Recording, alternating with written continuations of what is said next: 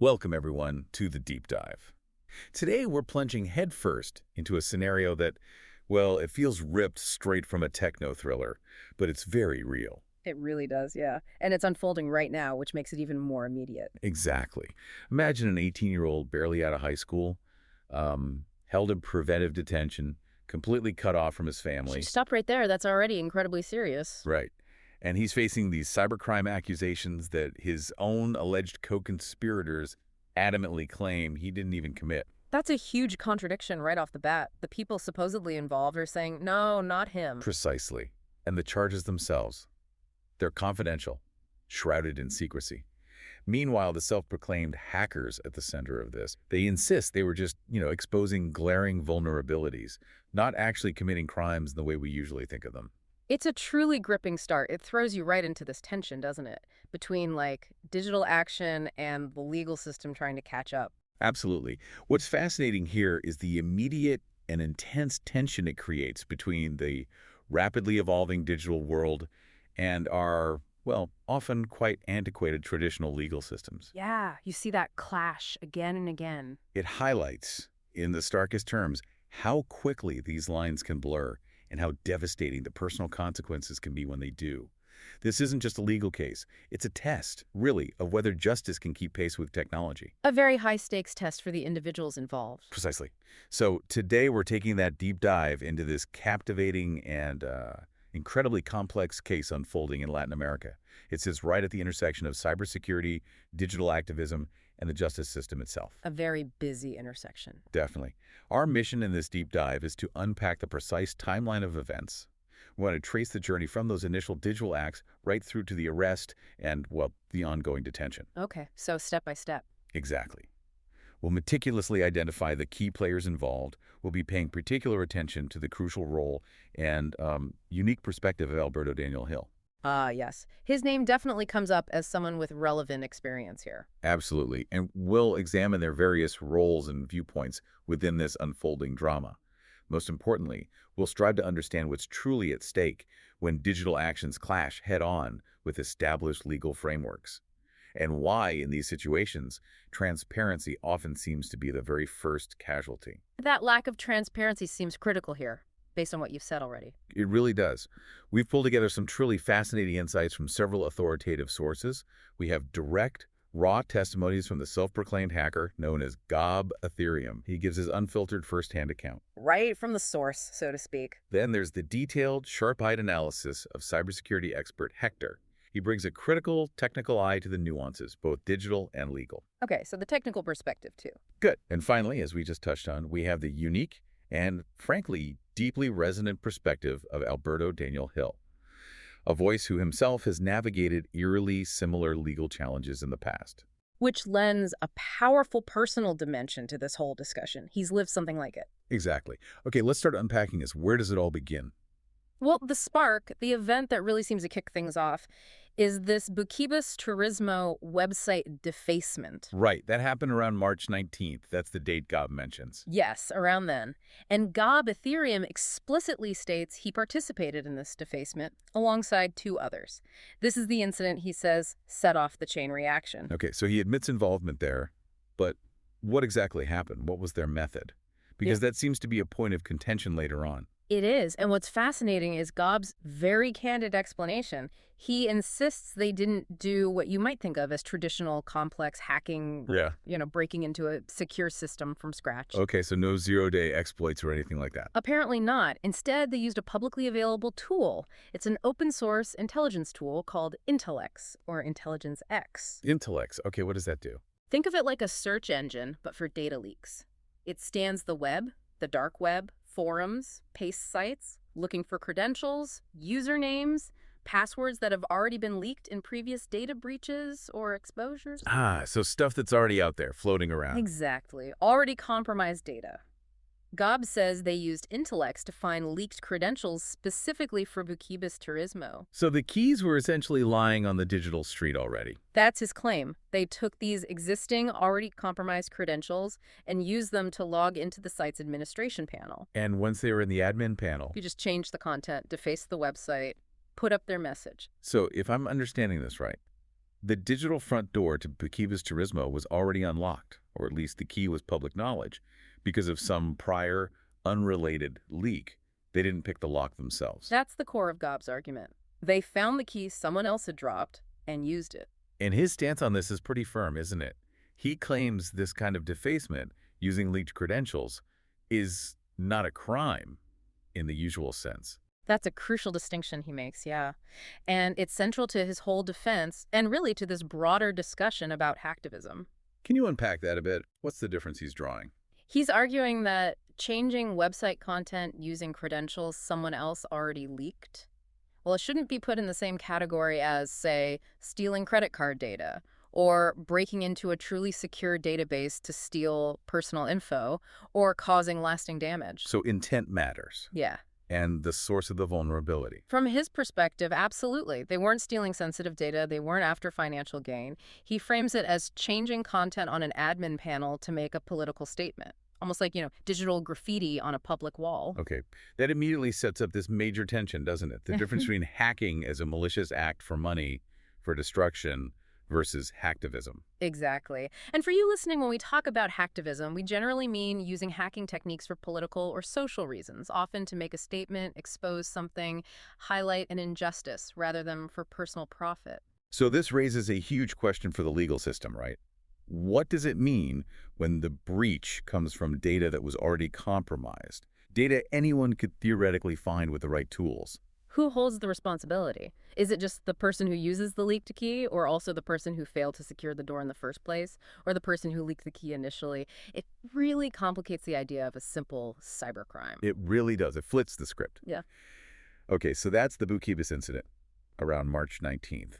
Then, just about 2 weeks later, we see the fallout, the arrest of Vladdy. Yes, Vladdy, an 18-year-old. Arrested around March 27th or 29th, so pretty quickly after the defacement. But here's where it gets really interesting. Gob strongly contends that Vladdy was not arrested for the Bukibis defacement at all. This is a critical point, because the public narrative might link the arrest directly to that very visible defacement, but Gob says, no, that's not why they picked him up. So what was the reason, according to Gob? Gob alleges Vladdy's arrest was mainly for something else. He uses the term vulneración de sistemas, which is roughly system vulnerability or unauthorized access. And it was specifically related to a Telegram bot Vladdy was apparently operating. A Telegram bot? What did it do? According to Gob, this bot used filtered credentials. These might have come from various online platforms, maybe even sensitive sources like penitentiary services databases. Though Yeah. that's a heavy claim. Wow, okay. And what did the bot do with these credentials? It provided citizen information, things like DNI numbers. That's the national ID number in many Latin American countries. So you could query the bot and potentially get someone's ID number. Okay, that sounds potentially problematic, legally speaking. Using potentially sensitive leaked data to look up personal info. Definitely. And Gob views this Telegram bot accessing and providing this kind of information as the main cause of the crime in the eyes of the authorities, not the Bukibis defacement. That's a very different picture. And it seems Vladdy wasn't exactly flying under the radar either. No. Gob mentions Vladdy was already a known figure in certain online circles. And significantly, he was doxxed, meaning his real-world identity and personal information had been exposed online previously. So the police might have already known who he was, where he lived? Potentially, yes. God even suggests Vladdy was given up by someone on Telegram, maybe even an undercover police officer, which adds this layer of, intrigue and suspicion. Was he targeted? It sounds much less like a random response to Bukibis then. If he was known, maybe already under investigation, how does that change the potential motivation for the arrest? Well, it lends a lot more weight to Gob's guinea pig theory, doesn't it? Explain that theory. Gob alleges the government, perhaps the police or prosecution, wanted to look strong. They wanted to show they were cracking down on cybercrime, maybe amidst other bombs or incidents happening in Uruguay at the time, as Gob puts it. So they needed a win, a visible arrest. That's the claim.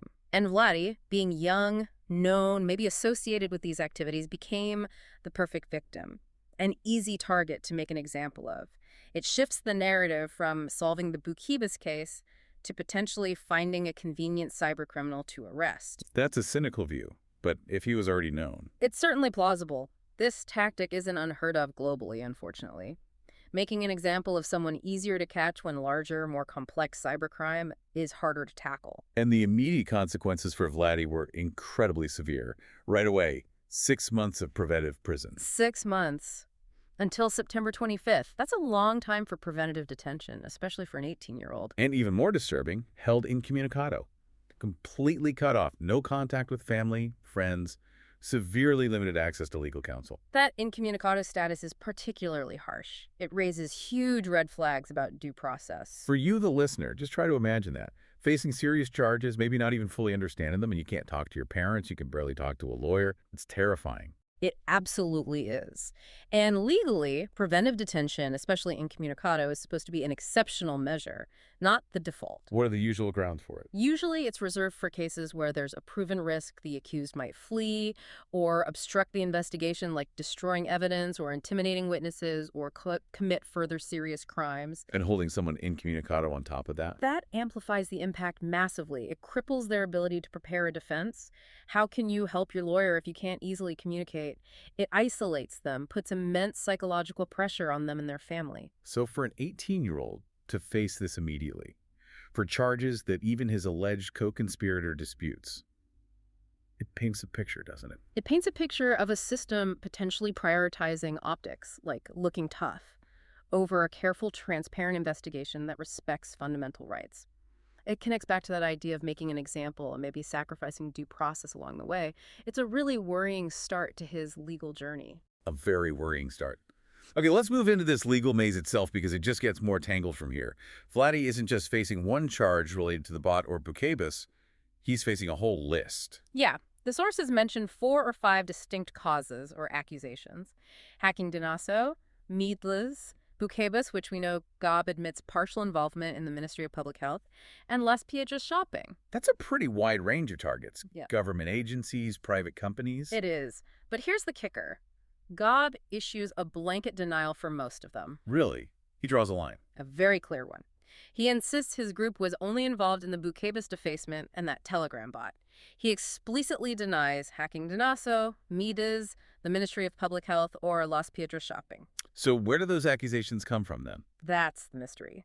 Gob attributes other major breaches, like compromising RENAPER, the National Registry in Argentina, or police databases, to entirely different groups. He mentions one called the Mafia del Gentile. Okay, so he's pointing fingers elsewhere for the really serious stuff.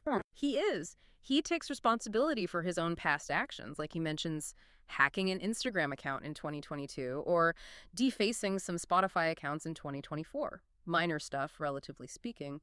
But he's adamant that his group, and Vladdy by extension in this context, had nothing to do with those big government or shopping center hacks. So he's basically saying, yeah, I did these specific things, own up to those, but we definitely didn't do those other big things Vladdy is accused of. Exactly. And he keeps hammering that point we discussed earlier. Defacing a website using leaked credentials is fundamentally different from stealing massive amounts of data or breaking into secure government systems.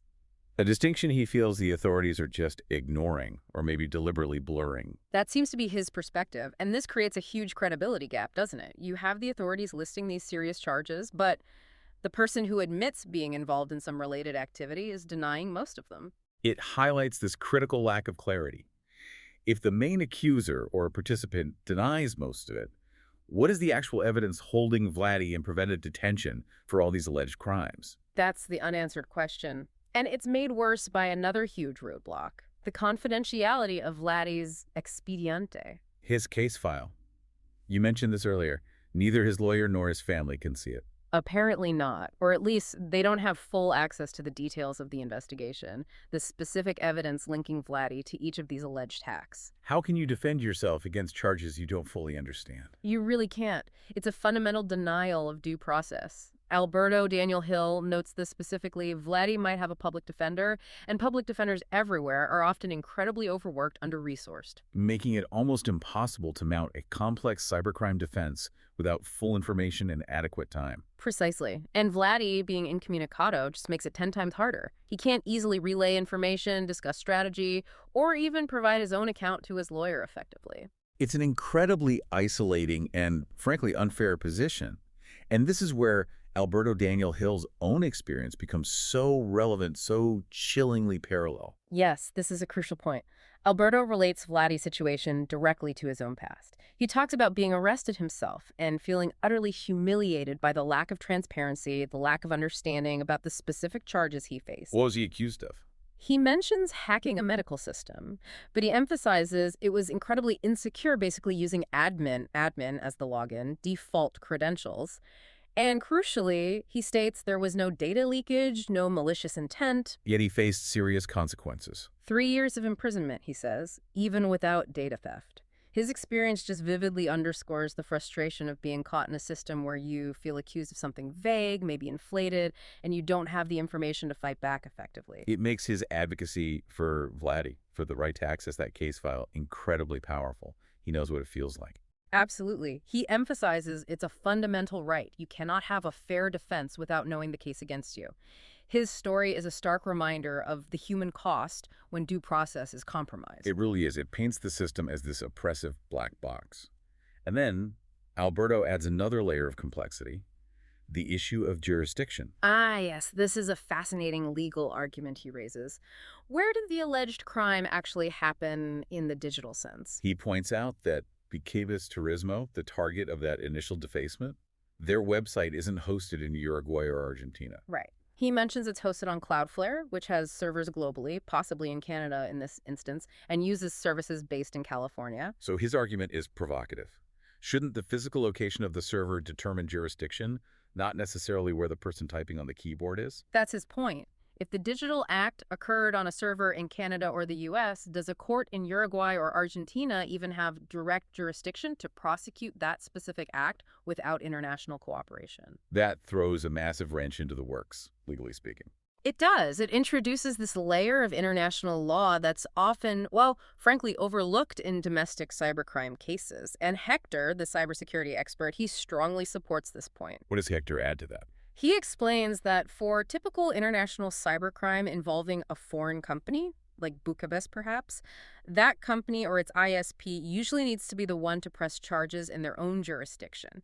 Then it triggers a process of international legal assistance requests. Like asking Canadian or U.S. authorities for help, for logs, for evidence. Exactly, which is a whole separate, often very slow process. Hector does draw a distinction, though. Yeah. He says if you attack a governmental institution, like one of the ministries Vladdy is accused of hacking, then the government itself is the direct victim. That can strengthen the domestic claim to jurisdiction, even if the attack came from outside. Okay, so it depends on the target. Huh. But even then, if the alleged hacker is outside the country. Cooperation is still key. And this whole jurisdictional tangle makes you wonder, are our laws really equipped for this borderless digital world? Are they playing catch-up? It certainly seems like it. What are the practical hurdles? Say Uruguay did want to prosecute based on activity on a Canadian server. Oh, the hurdles are huge. First, they'd likely need to use something called a Mutual Legal Assistance Treaty, an MLAT. These treaty requests between countries are notoriously slow. It can take months, even years, just to get basic server logs. Months or years. That completely stalls an investigation. It can, yeah. There are frameworks like the Budapest Convention on Cybercrime meant to speed things up, but not everyone signed on or they interpret it differently. And then there's evidence collection across borders ensuring it's handled properly, admissibly in both legal systems. It's a forensic nightmare. So Alberto's point is that while Uruguay might claim jurisdiction, actually enforcing it and getting the necessary evidence from foreign servers requires international orders, which maybe aren't happening effectively here. That seems to be the implication. It highlights this gap between legal theory and the messy reality of international cybercrime investigation. Okay, another major theme that emerges is the role of the media and the government narrative.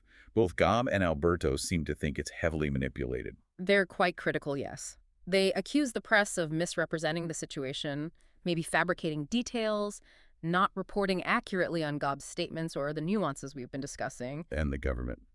They criticize the government for, well, spinning the narrative, making themselves look competent, tough on crime, maybe silencing dissenting voices or inconvenient facts in the process. Is there a pattern here? Does this happen elsewhere? Hector brings up a comparison, right? He does. Hector provides this really potent historical parallel, the case of Axis in Mexico. Axis. A 14-year-old jacktivist that's like justice activist hacker, he defaced a Mexican government website years ago. And what happened to him? Much like Vladdy, Axis was accused of much more serious crimes, specifically data theft, which apparently wasn't true. Hector says the government's main goal was to silence him, make an example, deter others. The public show of force. But it didn't end there for Axis. No. In his case, there was significant public and media attention. Digital rights groups got involved. And that pressure, Hector believes, helped secure his release and clear his name eventually. So public scrutiny can make a difference. But the underlying pattern, authorities potentially prioritizing PR over facts, using arrests as deterrents. That's the concerning pattern these cases suggest. It raises questions about whether the pursuit of justice is always the primary driver, or if political expediency sometimes takes over. And if we connect this to the bigger picture, these individual stories, Vladdy's, Axis's, they feel like symptoms. Symptoms of what? Of maybe broader systemic issues within the justice system itself, a struggle to adapt fairly and transparently to the digital age while still upholding fundamental rights. That's a really chilling thought. Let's dig into those systemic flaws then. A key one seems to be this distinction our sources keep making. Hacktivism versus genuine criminal enterprise.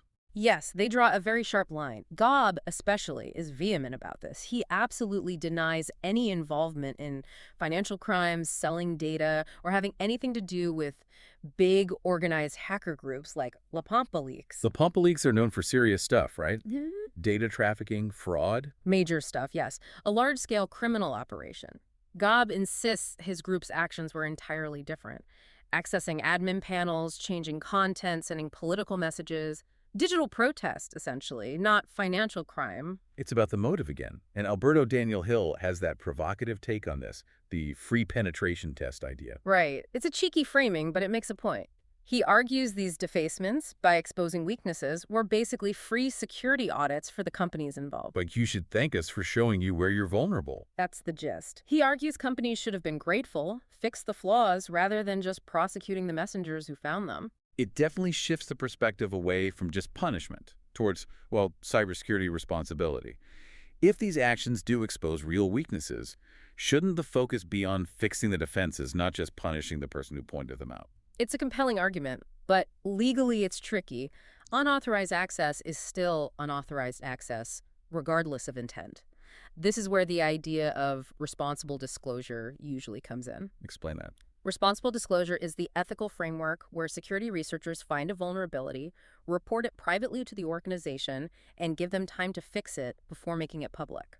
A path Gob clearly didn't take here, with the public defacement. No. His goal seemed to be public statement, not private notification. So simply finding the flaw isn't enough. How you disclose it changes the legal and ethical picture dramatically. But what if a company doesn't have a clear way to receive those private reports? No bug bounty program, no security contact? Does that shift the ethics at all? That's a great question. Does it lessen the burden on the hacktivist who finds a critical flaw and feels the need to expose it publicly if there's no other obvious channel? It highlights a big gap. Many organizations are still reactive, not proactive, about security. It definitely challenges the idea that only the hacker is to blame. Yeah. Which brings us back to this guinea pig idea and the alleged incompetence of the authorities. Right. All the sources seem convinced Vladdy is a scapegoat.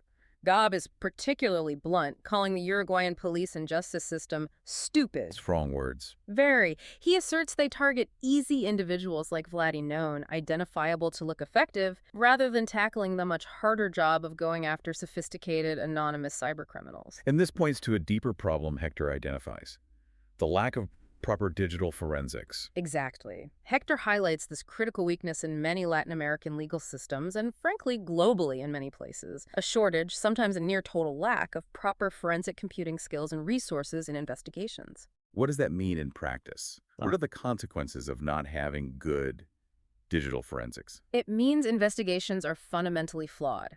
Without the ability to meticulously collect, preserve, analyze digital evidence in a way that holds up in court, arrests often rely on shaky grounds. Like what? Hector mentions relying on just a single IP address, which, as anyone knows, can be easily faked, spoofed, or belong to a shared network like a cafe or a VPN. It's rarely conclusive on its own. So they might just grab someone based on flimsy evidence. That's Hector's description, grabbing a random person. Someone tangentially connected, maybe unlucky, rather than building a solid case based on rigorous digital evidence. It makes it incredibly hard for the accused to prove innocence if the initial evidence is weak or mishandled. And while Vladdy is caught in this situation, potentially based on weak evidence or disputed charges, what about the real major cybercrime threats? That's the stark contrast Hector paints. While Vladdy sits in preventive detention, these massive cybercrime groups he estimates some have 20,000 to 40,000 members are running rampant. 40,000 members. That's enormous. Huge. And they're involved in large-scale carding, credit card fraud, and complex banking scams, stealing vast amounts of money from individuals and businesses in Argentina and elsewhere. And crucially, these major operations seem largely unaddressed by law enforcement. They're just operating freely. Gob confirms this too, right? Yes, Gob confirms these huge illegal Telegram groups exist. He even notes, disturbingly, that some operate from within prisons, which shows a shocking level of impunity and systemic failure. It really makes you, the listener, question priorities, doesn't it? What is the government focused on? Is it tackling these dangerous, large-scale financial criminals? Or is it easier to make a show of force against a teenager accused of, well, debatable offenses? It suggests a serious misallocation of resources and attention. Are the real threats to your data, your money, your privacy being ignored while they pursue these more visible, maybe easier, but less impactful cases? It's a critical question about government strategy. Definitely seems like it. And this leads to the idea of accountability beyond the hacker. The sources argue that the organizations, the admins who failed to secure systems or whose credentials got leaked, they should bear some responsibility too. Alberto Daniel Hill is particularly strong on this. Pulling from his own experience with that insecure medical system, he argues that system admins or companies whose negligence leads to leaks should face consequences. What kind of consequences? He suggests everything from losing their jobs to administrative penalties. Basically, if you fail to implement basic security, you should be held accountable. It challenges that simple narrative: hacker bad, victim blameless. It pushes for a more holistic view where prevention and responsibility are key. A much more nuanced picture. So with all these systemic flaws, the questionable charges, the lack of transparency, how does this actually feel for the people involved? What's the personal toll? Immense. Let's start with Vladdy, still 18, still incommunicado. That fact alone deeply troubles both Gob and Alberto. And Gob mentioned something heartbreaking about Vladdy's family. Yes. He revealed that Vladdy's family specifically asked him to stop making trouble, no haga más quilombo. Basically, stop stirring things up, stop mentioning Vladdy in defacements because they fear for Vladdy's safety inside. Wow, that's a desperate plea. It really drives home the human cost, the fear. It absolutely does. And Gob himself, despite his often defiant online persona, admits being deeply affected. He says he's frustrated, sad about Vladdy. He even mentions crying when he heard Vladdy was imprisoned. It shows the real bonds there behind the digital avatars. Yeah. He talks about feeling persecuted, but also chillingly accustomed to friends being jailed. There's a sense of loss, but also solidarity. He says his own life won't change much beyond missing his friends, and he vows to fight for justice. There's a real depth of feeling there. And Alberto Daniel Hill, having been through the system himself, his empathy must be profound. Absolutely. He understands the humiliation, the frustration, the powerlessness Vladdy must be feeling. He gets it on a visceral level. And he also brings up the practical cost, right? The financial burden of imprisonment. Yes. He points out it costs the Uruguayan state something like $900 to $1,000 per month to keep one person incarcerated. He argues it's a huge waste of public money, especially in cases like this, when maybe alternative punishments could be considered. Like what? Things like community service focused on cybersecurity education, maybe mandated participation in ethical hacking or bug bounty programs, more productive, less costly, potentially rehabilitative alternatives. It makes you think about both the human and the financial waste. So this whole experience seems to have forced a rethink, a shift in strategy for Gob and his associates. It appears so. Legally, Vladdy is stuck. Without that clear expediente, that case file, he can't even pursue standard options like an abbreviated trial, pleading guilty for a potentially shorter sentence. Because his lawyer can't assess the risk without knowing the evidence. Exactly. You can't make an informed plea if you don't know what you're pleading to or how strong the case against you is. It's a legal catch-22. So what's the path forward? Alberto advises them to hack the law, right? What does that mean? It's a great phrase. He means using legal expertise, especially lawyers skilled in digital rights and constitutional law, to attack the process, to expose the government's procedural flaws, the lack of due process, the jurisdictional questions, the selective prosecution compared to unaddressed major cybercrime. Using the law itself as the tool. Precisely. And Alberto offers to connect Gob with a digital rights expert, showing this shift towards legal strategy. And Gobb seems receptive. He's changing his approach. Yes. While he's still fiercely committed to freeing Gladdy, he acknowledges he needs to keep a lower profile now, partly out of respect for the family's wishes and safety concerns. He talks about moving away from purely public online activism towards more formal legal routes, working with lawyers. And Hector reinforces this with practical advice. Yeah, Hector advises on practical security using encrypted tools like Signal, Proton Mail instead of Telegram, but also strategic advice, leveraging influencers, digital rights NGOs for advocacy, and, crucially, keep shifting the public narrative. By constantly highlighting the government's own cybersecurity failings, the bigger threats they're ignoring, while this young hacktivist is detained, frame it as misplaced priorities. It sounds like a much more calculated, maybe more mature approach born from harsh experience. And speaking of experience, Gob has a message for younger kids tempted by this world. A very strong one. Drawing from seeing his friends jailed, he issues this stark warning, especially to kids aged like 13 to 15 who might be involved in illegal stuff like carding. What does he say? He says bluntly they will end up worse, face serious legal trouble, prison, ruined futures. He pleads with them to choose legal paths, focus on studying, maybe look into ethical hacking careers with companies or even government agencies, use their skills for good. It's almost a plea to not make the same mistakes Right. or suffer the same consequences. It feels like it. And he ties this back to his critique of government priorities, too. He laments that governments focus on, say, international conflicts or political games, while neglecting basic domestic cybersecurity, protecting citizen data. He calls his own president a fool for these misplaced priorities. That's incredibly direct. And he confirms something crucial about the government's response, or lack thereof. Yes, he states clearly that despite his actions exposing vulnerabilities in various systems over time, no government entity has ever contacted him to actually help fix the problems he found. Never. That seems counterintuitive if security was the main goal. It strongly supports the narrative that the authorities might be more interested in assigning blame and making arrests than in proactively improving security by engaging with those who find flaws, however controversially. It reinforces that whole punishment over prevention idea. Hmm. So how do our sources wrap this all up? What's the final takeaway? Alberto summarizes it quite powerfully. He does. Alberto concludes. The press is often contradictory, justice seems elusive, and the whole system feels flawed. It prosecutes those who expose vulnerabilities, sometimes relatively minor ones, instead of going after the truly dangerous criminals causing widespread harm. And Hector makes a final passionate plea for understanding hacktivism, doesn't he? Distinguishing it from crime. Yes, a really compelling closing argument. He argues that hacktivism, often driven by youthful curiosity, a desire for justice, or social commentary, shouldn't be lumped in with terrorism or organized crime. He's saying stop demonizing the word hacker. Essentially, yes. He urges governments to focus on the actual threats, those massive carding rings, the banking fraudsters, and to recognize that hacktivists, while operating outside the law, often just expose weaknesses and corruption that were already there. They're pulling back the curtain on existing problems. It's a call for perspective, maybe even a degree of pragmatism. And finally, we come back to the human core, Gob's imagined message to Vladdy. It's incredibly poignant.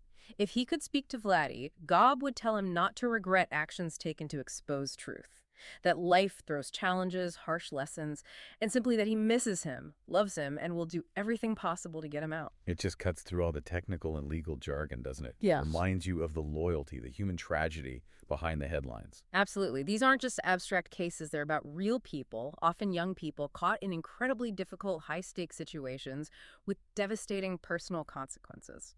So this deep dive, it really has peeled back some complex layers. We've seen this single case reveal this intricate, often contradictory mix of digital actions, huge legal gray areas, and, well, undeniable political motivations. Yeah, we saw how one website defacement became this flashpoint, how it led to an 18-year-old's immediate, severe preventive detention, and crucially, how the official story often clashes so sharply with what the people directly involved, like Gob and Alberto Daniel Hill, are actually saying. You've heard about the timeline disputes, the contested charges Vladdy faces, and that really critical distinction often blurred legally between just exposing vulnerabilities and committing malicious cybercrime for profit. Right. We've explored that frustrating lack of transparency in the justice system, the complex jurisdictional issues in our borderless digital world, and, maybe most importantly, those often seemingly misguided government priorities when it comes to tackling the real cyber threats that affect everyday people. So as we wrap up and reflect on Vladdy's story and this whole landscape of digital justice, here's something to think about. In our world, which is becoming more digital by the second, where every click leaves a trace and systems always seem to have holes, where does the line truly lie between digital protest and crime?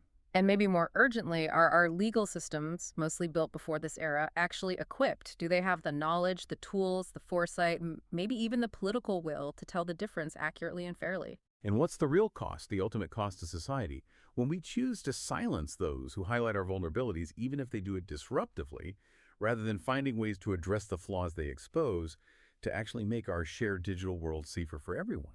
What stands out to you?